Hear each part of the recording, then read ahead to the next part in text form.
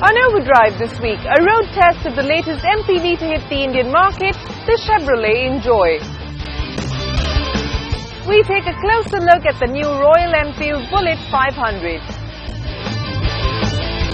Auto Selector with Bert and all the latest buzz in motoring news.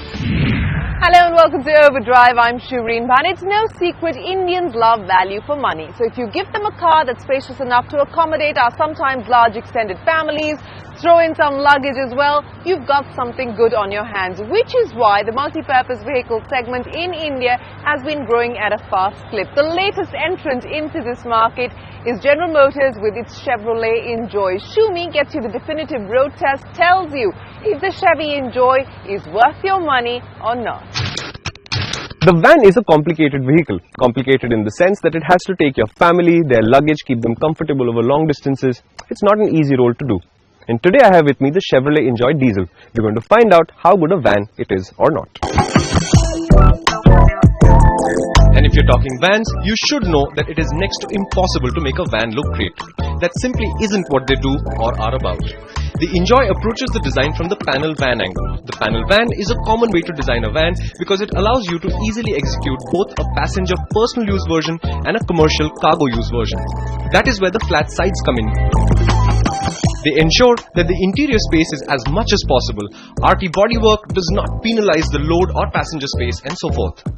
The flat sides are hard things to design around though, and you can see this on the Enjoy.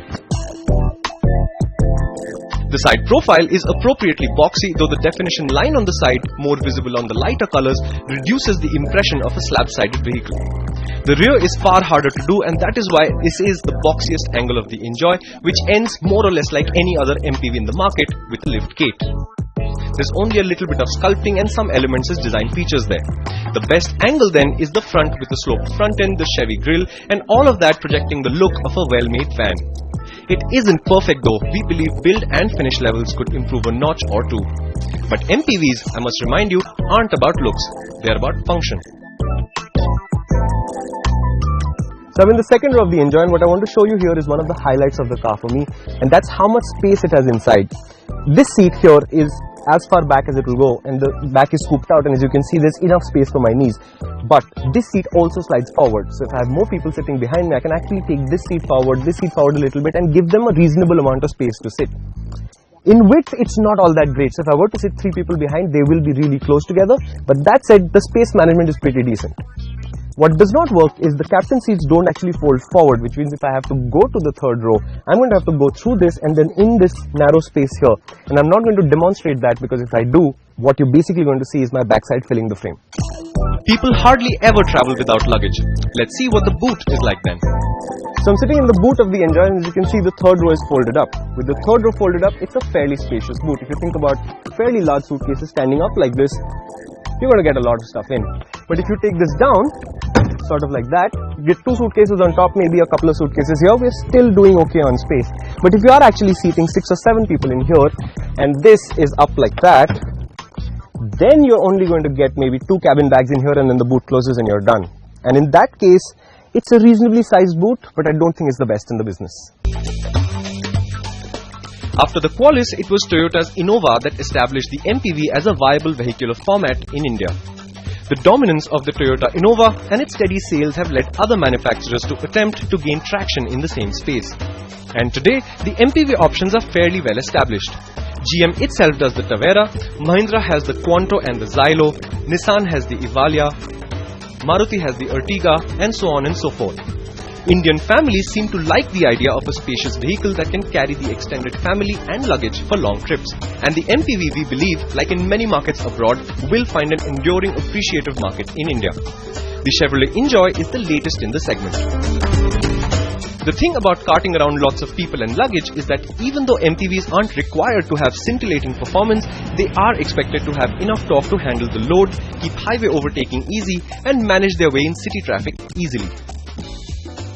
With the sales 1.3-litre engine, 188 Nm of torque, the Enjoy is a fairly easy car to drive, and that's what vans are supposed to be. They're supposed to be easy to drive, not as much exciting or powerful or anything, just easy to drive.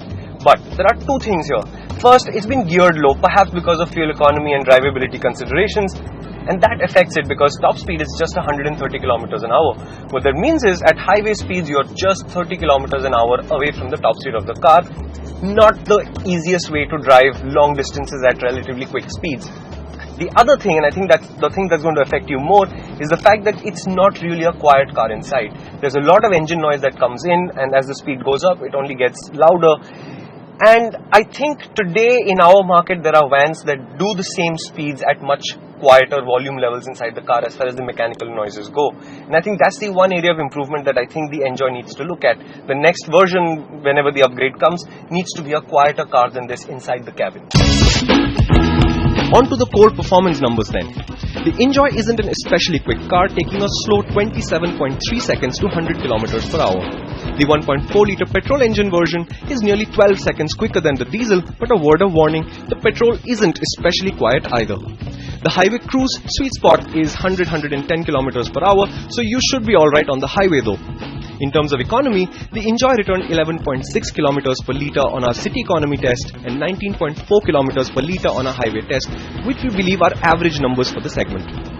When you create a van from a hatchback, say in the example of the Ertiga, you do carry forward the same suspension with different tuning. So you have McPherson struts in the front and you'll have a torsion bar at the back, for example.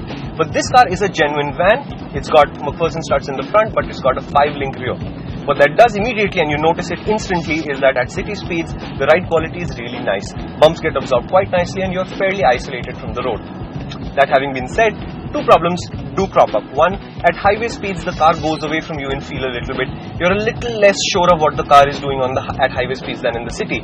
But the bigger issue is body roll. Because it's softly sprung, because it absorbs all of this stuff, it has to be supple. But the suppleness manifests as body roll. When you go around a corner fairly quickly, you can feel the whole thing tilting to one side. It's uncomfortable, not unsafe, but the problem is there are vans that already do dynamics better than this. Vans that ride better and vans that handle better. So when you come to the market after the benchmarks have been established, the expectation is that you're better than the benchmark. And on handling, this car clearly is not. The final thing that separates the van boys from the van men, as it were, is the cabin's feature loading. An MPV is expected to host a number of people, and on highway trips, when you spend lots of time inside, the little things add up. And if they aren't there, you miss them. In the Enjoy, the cabin's plastic quality could be better, but that you will get used to over time. What will be harder to swallow are things like the door pockets, which are slim cut, hard to put stuff into, and hold little more than maps. On the other hand, the whole car has only 2 cup holders, which means the rear passengers will be left holding their drinks, not a comfortable situation. Ultimately, this makes the spacious, airy cabin of the Enjoy less useful than it could have been. We like the height adjustment on the driver's seat on the LTZ, but we do think more comfort features would make the Enjoy more attractive to buyers.